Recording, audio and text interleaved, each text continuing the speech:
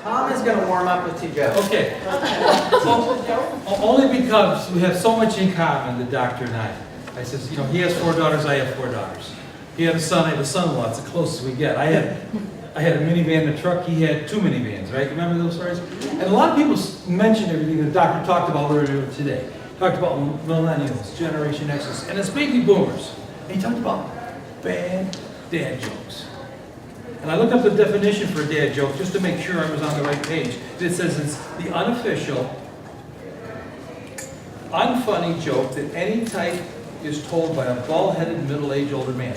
I am a bald-headed, middle-aged older man. So I had by the older. I have 2 quick jokes before I introduce the person who's going to introduce the speaker. The number 1 is, have you ever been to Wegmans, and that's a local grocery store? Yeah. Have you ever been to Wegmans when the girl says, you want the milk in the bag? And I said, no, leave it in the carton. Leave it in the carton. Come on. It was like this latte joke this morning. It bombed out there. No, nobody.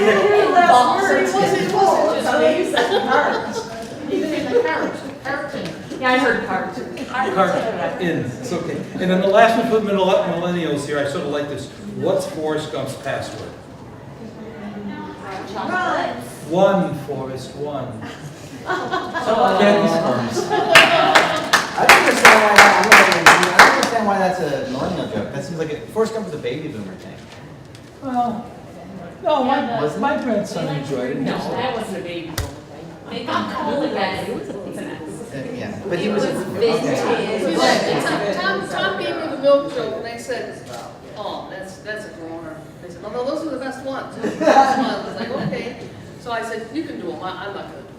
I'm Kathy Storns. I'm from Cassock. I'm the Chautauqua County Impaired Program Driving Director, and I've been given the privilege to introduce Rodney Wambeam, PhD, who is a senior research scientist at the Wyoming Survey and Analysis Center at the University of Wyoming and adjunct professor in the Department of Political Science at the University of Wyoming. He has served as Health and Human Services Advisor to the Governor of Nebraska on numerous councils and coalitions, and as technical assistance provider to states and communities throughout America. He is the author of the Community Needs Assessment Workbook from Oxford University Press. And I'm sure that you might have some of these with you. No, you don't? They're available on Amazon, free Okay. shipping this week. So it's a very good book. I just got it about 3 minutes ago, so I have not read it, but I'm sure it's very good. So I would encourage you to do this. And I have to say, it's kind of hard to introduce somebody that tells you in the morning before they've even met you that they don't like you because you're a baby boomer. Oh yeah, I hate them. But Not nevertheless, individually, I don't hate you, okay. but it's population level.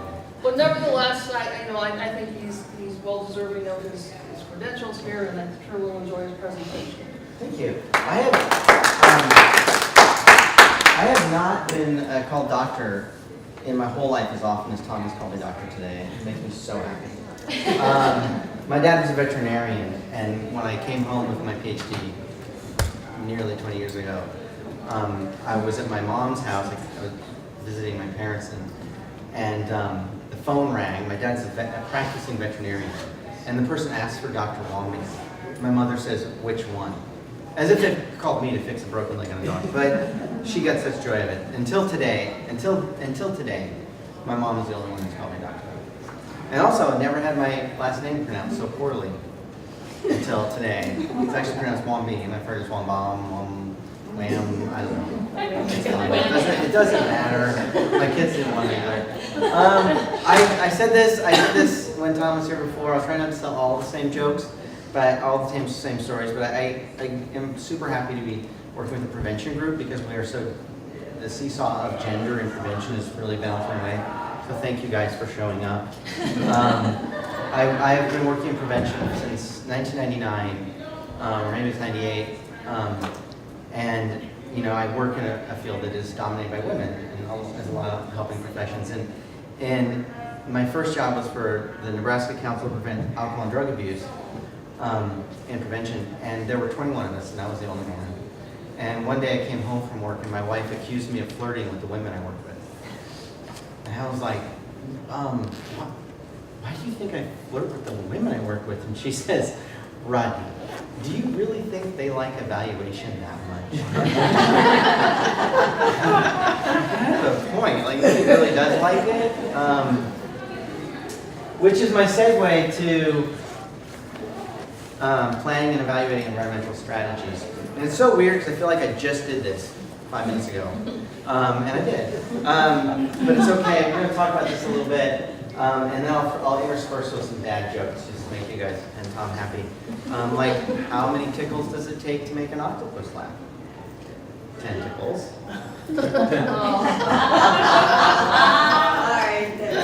That was really bad, right? What happens when a piano falls down a mine shaft?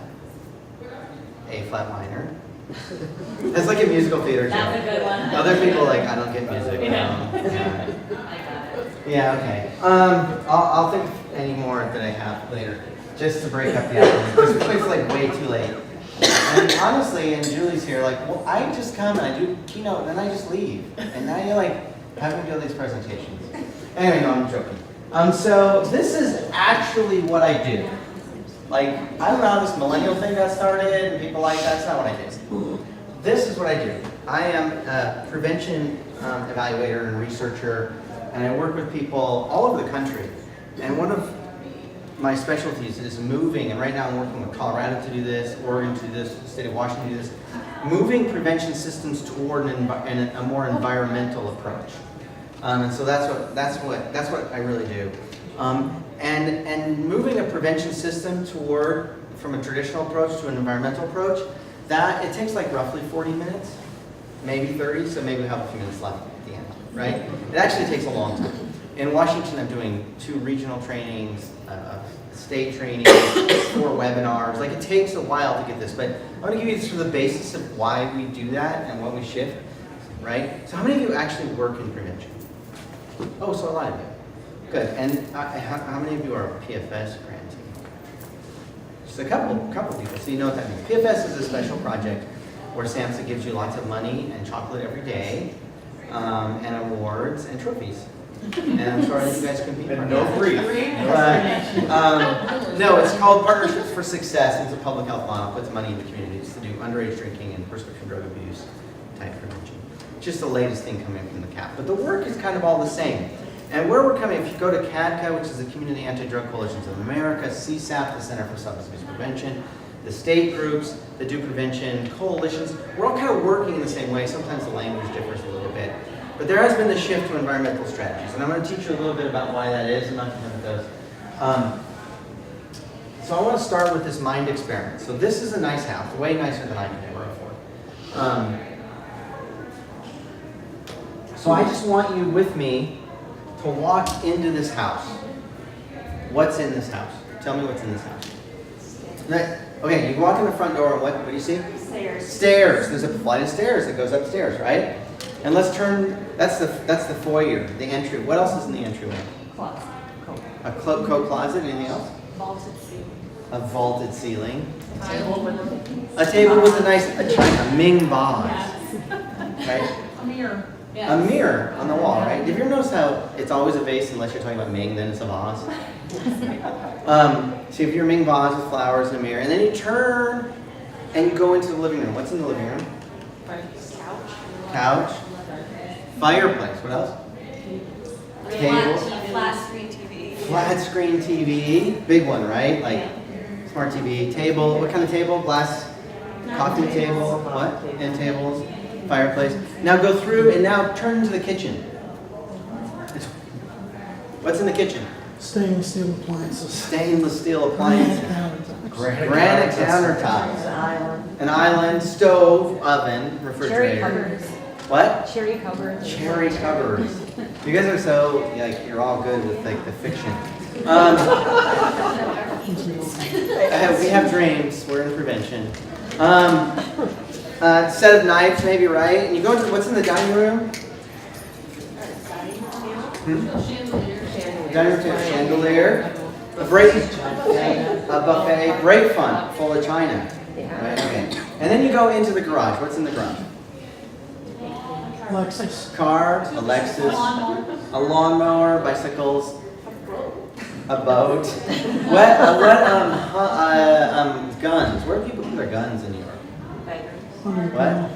In the bedroom. Dining room. First. I was in West Virginia a week ago, and I was like, where do people keep their gun? And the guy's like, I keep my gun in the window of my truck. That was my good Southern accent. I didn't really have, yeah. The South is interesting. I'm talking about gators. But maybe your gun, you have hunting rifles in the garage, right? So now, let's go back out onto the driveway, right? Back out of the driveway. Now, I want you to walk into the same house, but I want you to take my 2-year-old toddlers with you. Twins, 2 years old. And you walk into the house. And there's the foyer, and there's this, what do you do? Don't touch anything, Tom. Don't touch anything. Good luck. He's not had twins, clearly. Just you gotta go on red. Yeah. You gotta go on red. So, yeah, take your shoes off. What about the stairs? What do you do with stairs? You put a gate at the bottom of the stairs, right? And when you walk into the living room, there's a fireplace. What do you do? Grate it off. You put this thing. You put a screen, right? And the glass. The glass. You just take it out. You just take the glass tape and move it away. That goes in the garage. Or somebody else in West Virginia said, I just throw a blanket over it. I was like, you just throw a blanket over? Yeah, what do you do about the stove? I just throw a blanket over it. What do you do about the gun? Throw a blanket over it. But you put bumpers. Somebody in the last session actually was like, you get the noodles, pool noodles, you cut it, and you I was like, that's clever. You do that. And then go into the kitchen. What do you do? With the knives. You keep them up, right? Take the knobs off the stove. Yeah. Knobs off the stove. You put little locks on the cabinets with brake function in China. What do? You just get rid of that too. If you have as many kids as I do, like China, whatever. Yeah, China. That's and then you go into the garage and there's the lawnmower, and you just don't even let them in the garage, right? Like the garage is just off limits, right? Guns are in a gun safe, all that stuff, right? The point of that is that when you're doing this prevention work, the first thing you do is create a safe environment for people to live in, right? Now, eventually you're going to take those toddlers, they're going to learn how to cook. They might take a hunter safety course and learn how to hunt safely. They'll learn to drive eventually. You'll teach them about how to make a campfire, but you start by making the environment for them that's going to be safe, that they can live in, right? And that's the point with environmental strategies, is that every kid deserves to have a good prevention program, but they deserve to live in a community where people aren't giving them alcohol, aren't throwing parties on graduation night, aren't passing out drugs on the street corner, where liquor license holders won't sell to them if they're underage, right? They deserve that kind of community. So that's why you do environmental strategies. Does that make sense? So I'm going to talk a little bit about that today. But first I want to talk about this. If you ever, in your life, feel like you need to read an academic article about prevention, and somehow Julie will these things are available, but I know this is too small to read.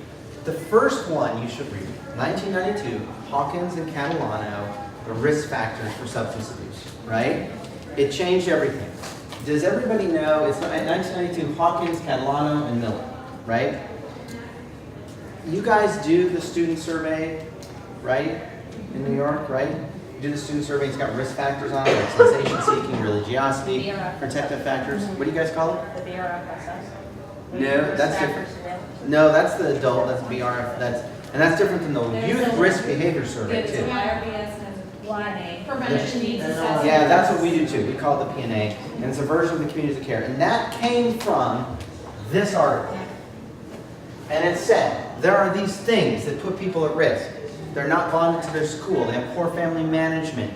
The community is disorganized, right? There are also things that protect kids. Religiosity is a protective factor. Good grades is a protective factor, right? And we ask kids and we learn from them, and we're able to take that information and say, this is what your kids are at risk for. And if you can address those risk factors, you can make a change, right? That changed our world. We were doing DARE. That changed our world, right? And that's what much of prevention has been based on. So if you ever read one article, that's the first one. If you ever read a second article, this is it. Berkmeyer, Holder, and others at PIRE, the Pacific Institute for Research and Evaluation, in 2004 came out with an article about the causal areas for substance abuse, right? And this is alcohol, tobacco, and other drugs, right? And so Joe Berkmeyer is now the lead evaluator for the Bloomberg Trust and International Anti-Smoking Campaign, and Harold Holder from the Prevention Resource Center at Stanford. And they're both really big, famous, they know, right? And so what they said is, there are 7 reasons, and my slide only has 6 because one of them you can't change locally, but I'll tell you about them. They said, look, there are 7 reasons generally that people abuse substances. This is all substances, alcohol, tobacco, other drugs, right? The first one is retail availability. You can buy it. If you can buy something, you can abuse something. If it's easy to buy, it's easy to abuse, right? If liquor license holders, bars, liquor stores are just selling to kids, kids will abuse it, right? When I was in 1988, I spent the summer in New Jersey, of all places, with my wife at her aunt's house just for fun. You go to this is like a darker time in New York City. I mean, from Mayor Koch and stuff, those of you that are around. And I remember being in Washington Square, and the guy would, in the morning, the guy would set up the card table, put the tablecloth on it, and then he put the drugs out with the signs, right? That's the retail availability of drugs, right? So all those things make a difference. So it's retail availability. The second one, causal area, is social availability. If you get it at a party, if people give it to you, you will abuse it. People who smoke cigarettes only when they're in the bar because someone hands them one, right? Keggers thrown on graduation night. That's all social availability. The third one is, and these are in no particular order, community norms, or the culture that you live in. What is it about your culture that promotes alcohol and drug use, right? So, or tobacco use. College campuses are a great example of this. College campuses have a culture of binge drinking. And every year in September, August, September, a whole bunch of new kids who are 18 years old come to campus with this idea of what it's going to be like to party, right? And if you work on a campus, you've got to deal with that culture. In Wyoming, this is our culture. We measure distance by beer.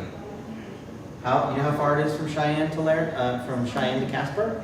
8 beers. Right? That's a bad culture for drinking and driving, especially in places where it's winter, like 12 months a year. We only have 2 seasons in Wyoming. We have winter and we have rodeo week. I'm only saying that because the forecast right now is Thursday, 12 inches of snow where I live. And I'm just like, go! So angry about it. Because the thing is, winter's only 3 months away. Anyway, I'm thinking of not going home. It's gonna be 85 here. I know. Well, the thing is, it's like 75 today. It's just like, anyway, so culture is an issue. The next one is promotion, advertising, right? Marketing works. They wouldn't spend all that money trying to sell you stuff if it didn't work, right?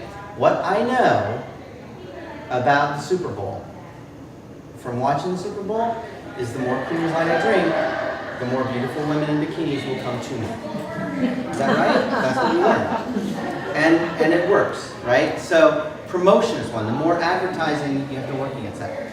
The next one is law enforcement, really the lack of any kind of law enforcement, right? If you don't enforce laws, you will have a problem with substance. So this is, and I'm going to give you this example really quickly from my friend Dave Chavelko from CADCOM. How many of you drove here today? You do not know Dave Chavel? Yes. Oh, Jesus. Everywhere I go, Dave Chavel. How many of you drove here today? How many of you knew the speed limit on the way? How many of you went over that speed limit?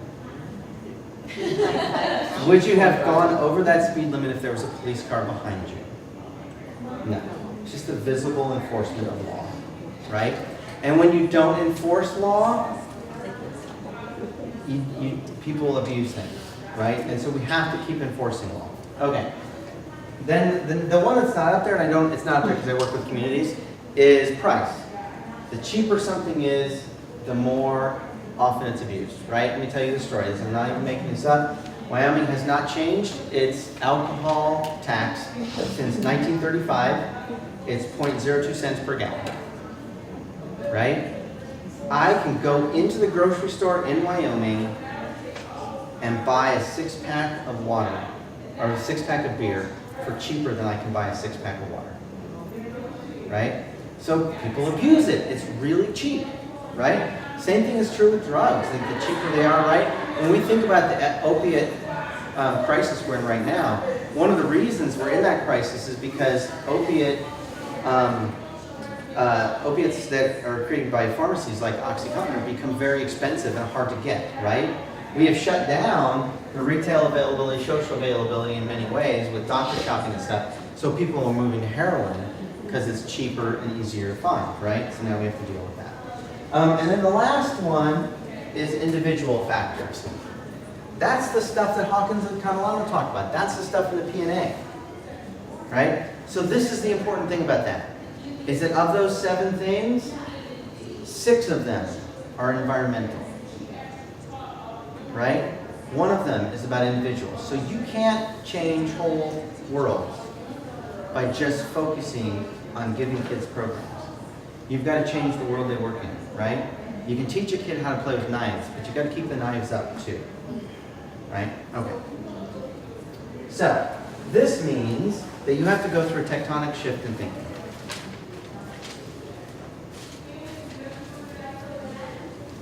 You have to go, and I realize I'm at a lot of treatment people in this conference today, right? And so this is hard. But you have to, as prevention people, if you're going to shift toward environmental work, you have to stop thinking about serving people. I know it's a hard thing to do. Stop thinking that you serve people. You have to start thinking about changing full-on communities, right? You can't say, we're going to help give this program to these 18 kids in 6th grade in this 6th grade health class in Mayville, New York. You have to say, what do I need to do to change Mayville, New York, right? Making population level change is an entirely different question, if that makes sense, right? So you got to get your head around that shift. All right. So with that said, I'm not going to do the group work because we don't have like 15 minutes left. I just talk. With that said, when I'm talking about then doing evaluation, is that everything changes for us evaluators because science is based on something called unit of analysis, right? So our unit of analysis as researchers and evaluators moves from people in programs to whole populations. So we're much more epidemiological than we are like psychological impact sort of stuff, right? So you're doing these things, and just for argument's sake, let's pick a problem that's not too difficult.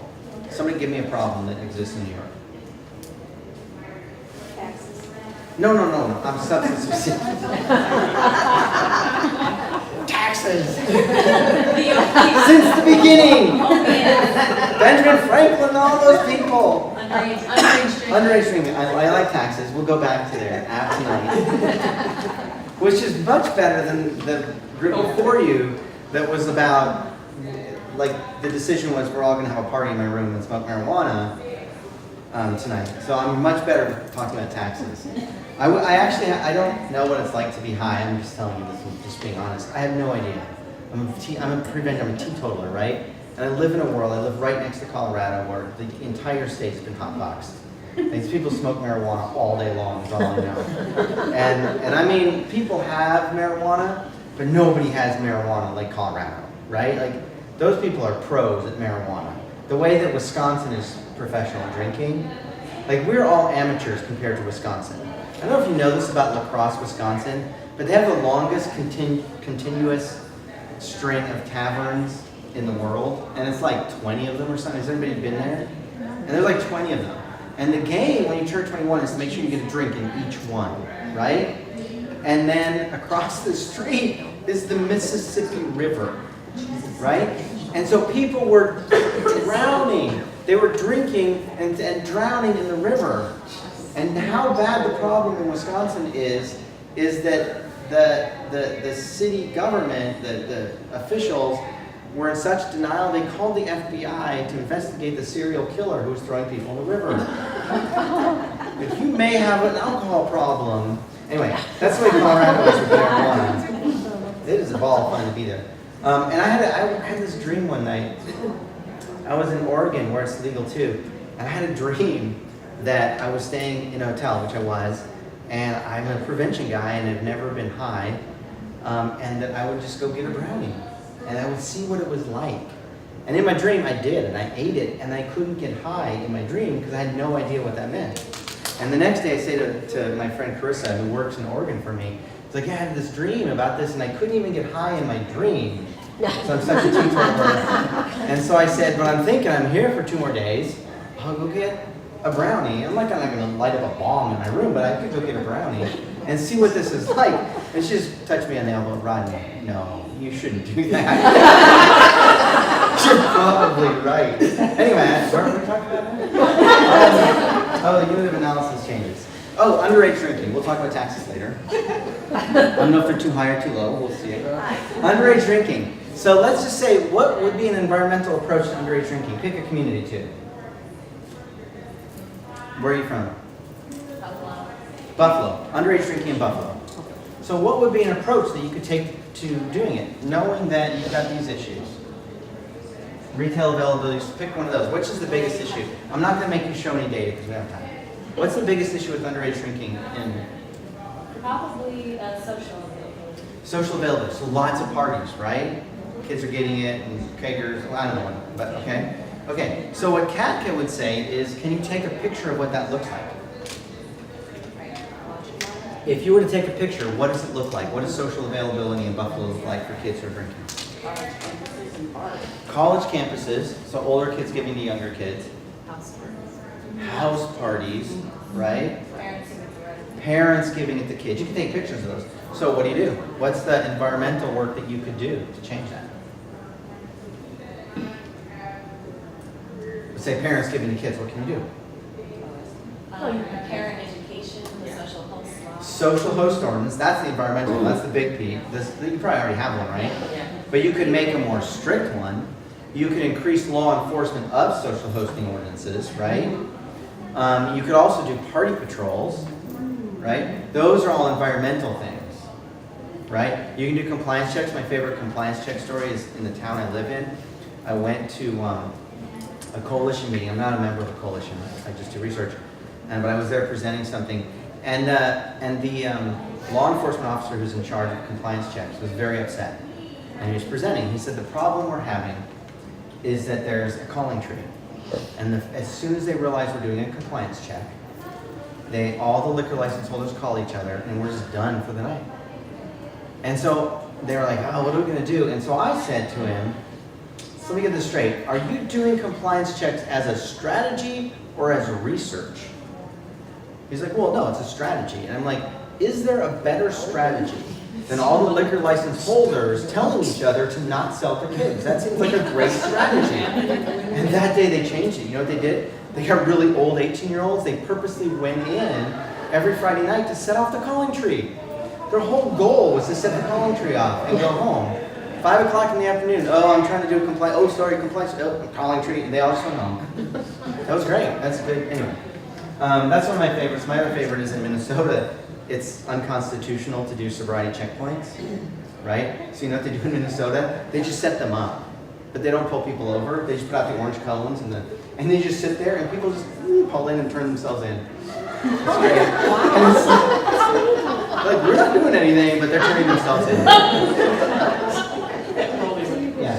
Anyway, okay. So we're gonna do like party patrols, more enforcement of social host ordinance, right, to deal with underage drinking. And if we can get the social availability under control, we make it bigger. So the question becomes then, how do you evaluate it? And there's a lot of challenges to evaluating environmental strategies. For example, when it comes to process evaluation, who do you count? If you do a social hosting, who do you count? When do you count them? Like, do you just like turn in the census data for the community? And if the social hosting ordinance passed this year, but it's still there next year. You turn in that data every year? Like, that doesn't even make sense, right? And you do it when it was implemented, when it was like, who are you counting? When you're trying to make population level change, it's easy to count kids that went through life skills and take attendance, but you can't do the other. The next, the other challenge is with outcomes, is like what is it you're trying to capture, and how do you know you made an impact? I don't want to say the program evaluation is easy, but pre and post testing kids in a program and showing their attitudes change over 6 weeks is relatively easy compared to saying, we changed an ordinance in Buffalo, New York, and now everything's different because of that ordinance. Like, that's a really difficult thing, right? So I want to say, first I want to say this because this is super fun, that evaluation starts with questions. Like all good science, it's about answering questions. And so this is the Got Milk poster. Have you all heard of Got Milk? Anybody not heard of the campaign of Got Milk? Did anybody own a Got Milk poster? Because there was a young woman, she's a millennial, I'm so sorry to say that for you guys that are millennials, which is maybe just you. Yeah. She admitted she has a Got Milk poster. She had a Got Milk poster of the Olsen twins. I'm like, no, that is awesome. That's really, because when I was saying the most annoying people were Justin Bieber and Kim Kardashian, I totally forgot about the Olsen twins. Anyway, this is without question the most successful, or one of the most successful branding campaigns in the history of advertising. It's held up as people collected the posters. You couldn't be more successful with the branding as people want your advertising, right? Like, it's great. If you were an evaluator, what would the question be that you'd ask about that? Do more people drink milk? The sale of milk go on. Yeah. Were we consuming more milk? It didn't. Here's the answer to that evaluation question. The green line is total milk sold in America. No. It was an abject failure, right? So evaluation is much harder when you're looking at big picture stuff, media campaigns, policy and stuff.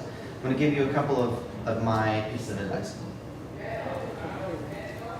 And then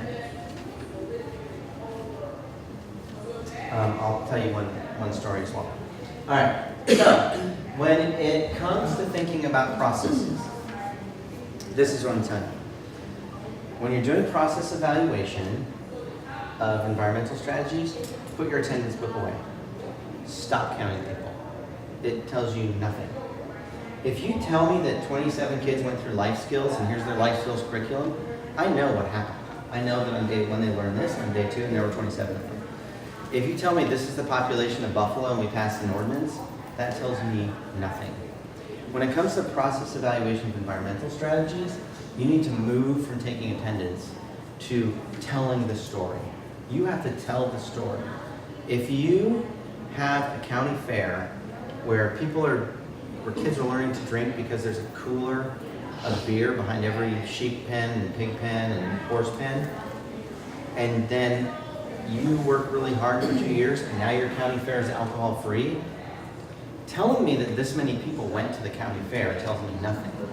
I need you to tell me how you got from here to here, right?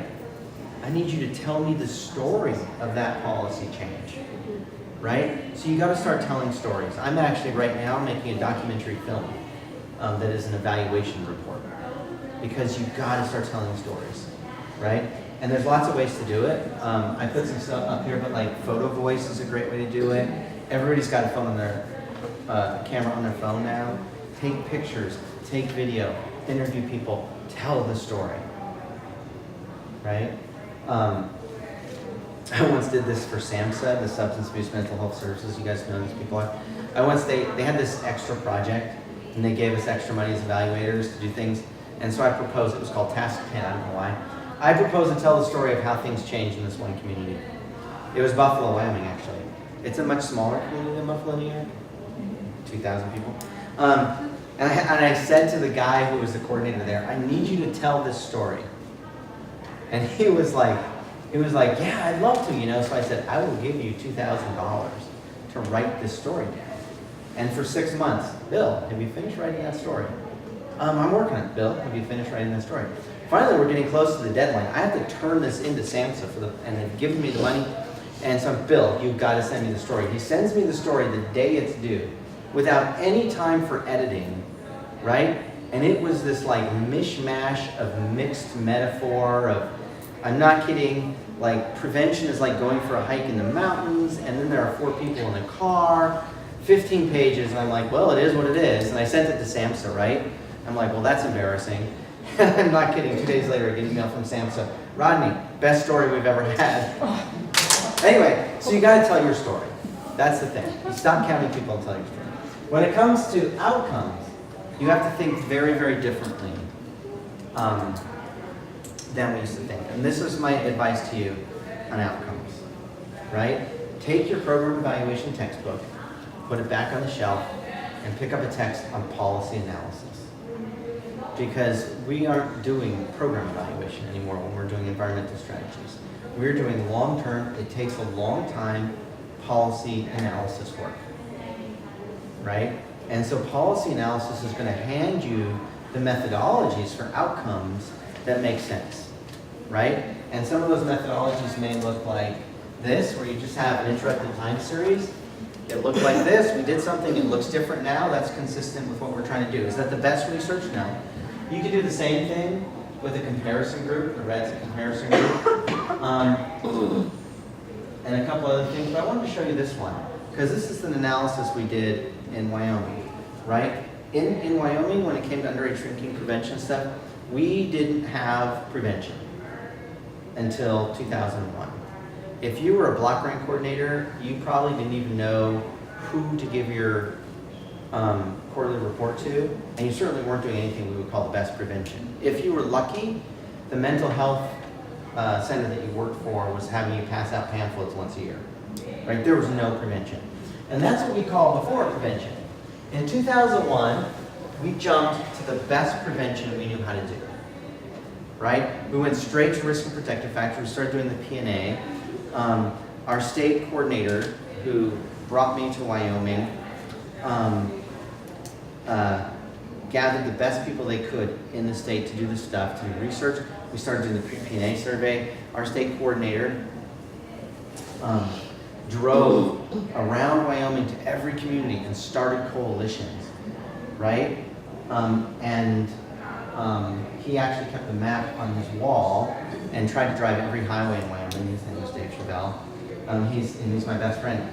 But we went all over the state. We did everything, right? That's post-prevention. And since then, we've been going gonzos with underage drinking prevention. This dotted line represents we did nothing. That's just our trend through whatever.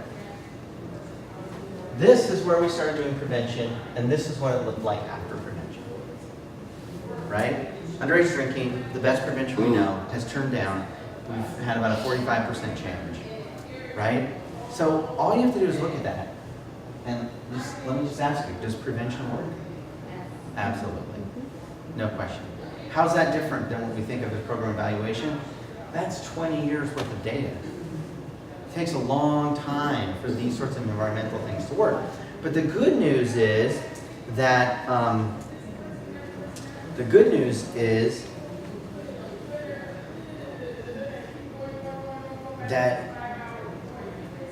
trying to think about how to think about this.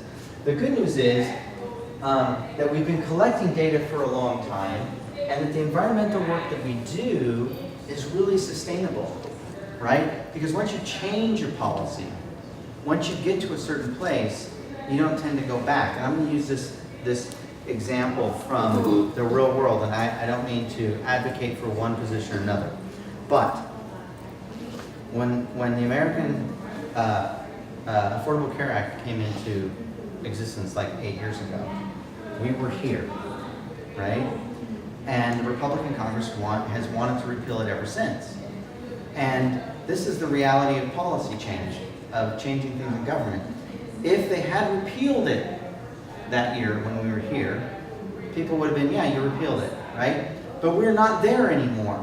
We are over here, right? And so the Republicans in Congress are having a tremendously difficult time repealing and replacing Obamacare. And part of the reason isn't because they haven't been railing against it, isn't because it's not consistent with their ideology. It's because the world was here and now the world is here.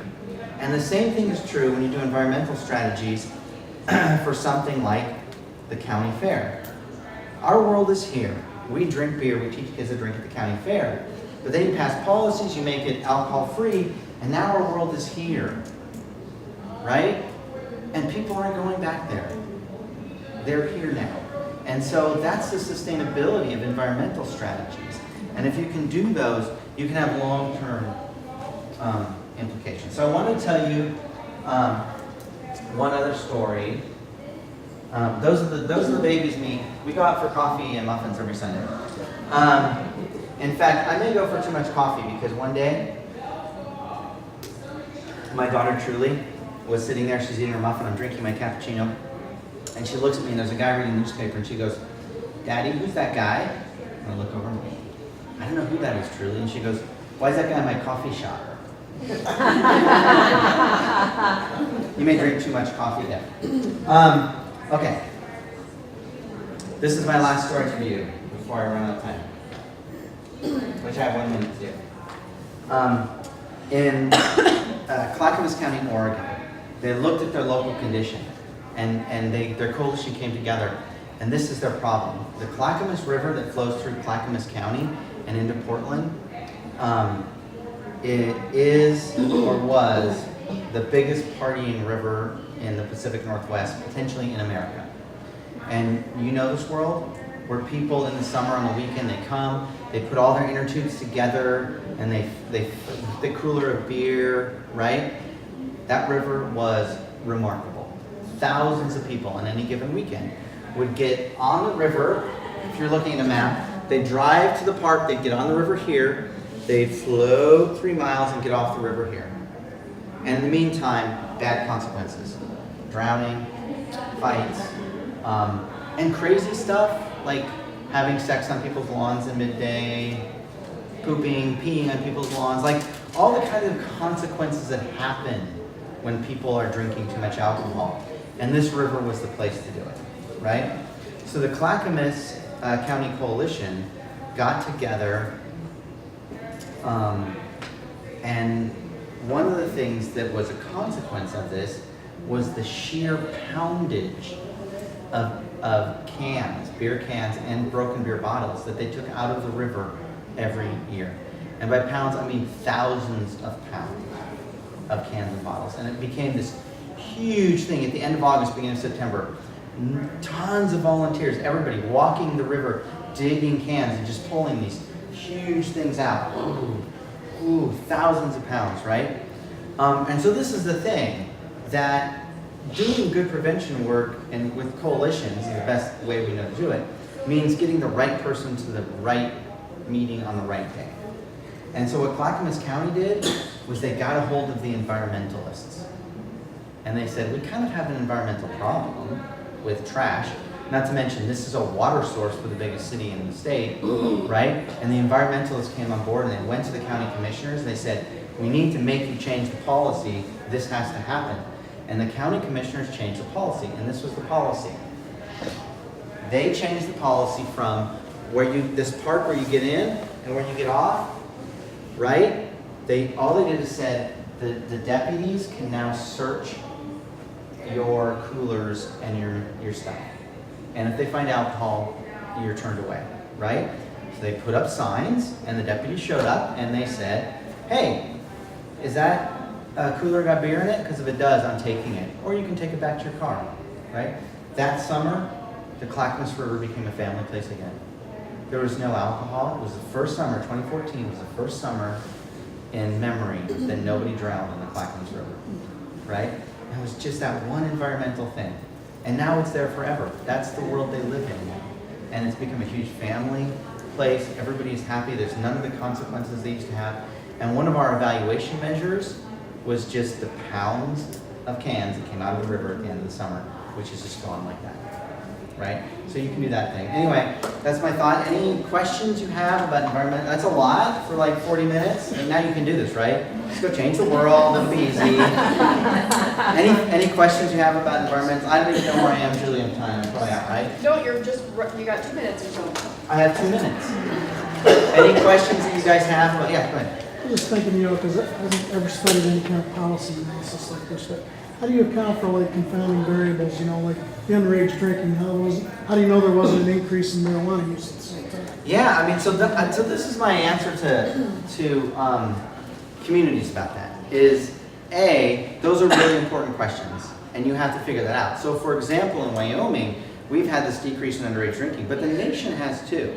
Our decrease has been slightly faster. We started higher and ended lower, right? So there are ways to do that statistically. So my really quick answer is to you, let researchers deal with that, right? But it's good questions. And the more as you go through, the better you can get at choosing comparison communities and stuff like that. So for example, I did this technical assistance with the Tri-City area in San Diego County, Oceanside, Vista, and Carlsbad. And when medicinal marijuana came along in California, this is 15 years ago, they didn't want it. They were convinced that it would make kids in their community start using marijuana more. And so I went in and helped them after the fact with it. And what they had done, they pretty much ran all of the medicinal shops out of town. They made it uncomfortable for them to do business. There were no medicinal marijuana shops, even though it was legal. And there were no glass shops. They just got rid of it all, right? And what they were able to, what they showed was, and this was their concern, was that nothing happened. Marijuana use just like, they had a P&A-like survey, and it just stayed the same, and they felt that was very discouraging. But they had done so much work, so they had me come out. I worked with a professor at University of California and something as their evaluator, and what we did is we were able to find comparison communities that were very, very much like them, right? And the most important thing in a comparison community is they have the same problem you do, right? But they had the same problem in the beginning, and they were very much similar economically, demographically, population-wise. And we chose those communities, and what they did is they compared it. And it was true, they just stayed normal. But those communities that didn't run it out, that got those medicinal marijuana shops, they just started going up. So there's small things you can do. It's to start in the beginning and to say, what can we show, and then how do we get more rigorous, and leave some of the big questions to the big-headed researchers at universities, I think. Other thoughts or questions? Is that it? Thank you so much for coming. I think we're done, right?